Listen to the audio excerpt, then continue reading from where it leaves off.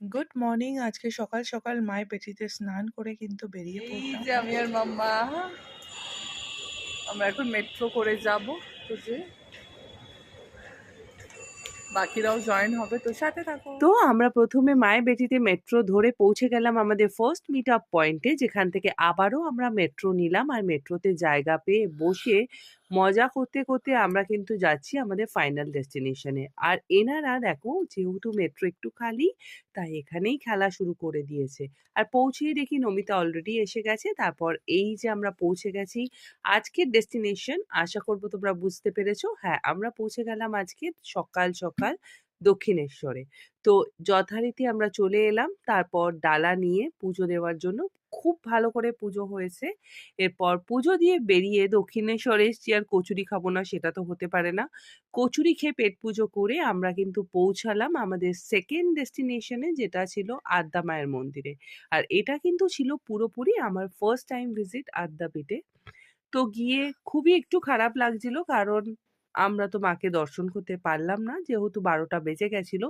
তারপর সুদীপ্তা দাঁড়িয়ে পড়ল ভোগ নেবার লাইনে। তো এখানে আমরা টিকিট কেটে নিলাম প্রথমে ভোগে, তারপর ওয়েট করছিলাম খাবারেরই। দেখতেই পাচ্ছ মন্দির বন্ধ হয়ে গেছে, আবার মন্দির খুলবে 4টে নাগাদ। তো আমরা যথারীতি ওখানে পৌঁছে একটু অপেক্ষা করে তারপর চলে গেলাম জুতো সাবমিট করে ভোগ নেবার জায়গায়। তো এখানে সবাই বসে পড়েছি আমরা একসাথে ভোগ খাবো বলে।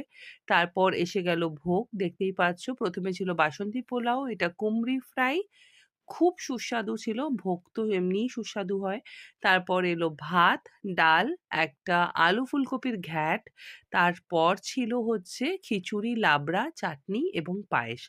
যথারীতি খুব ভালো খেয়েছি আমরা। তারপর খেয়ে আবার টোটো নিয়ে এবার যাচ্ছি আমাদের লাস্ট অ্যান্ড ফাইনাল ডেস্টিনেশন, যেটা ছিল হচ্ছে আমরা যাচ্ছি কোথায়? তোমরা আশা করবো এতক্ষণে গেস করেই ফেলেছো। আমরা ফেরি ধরে নিয়েছি।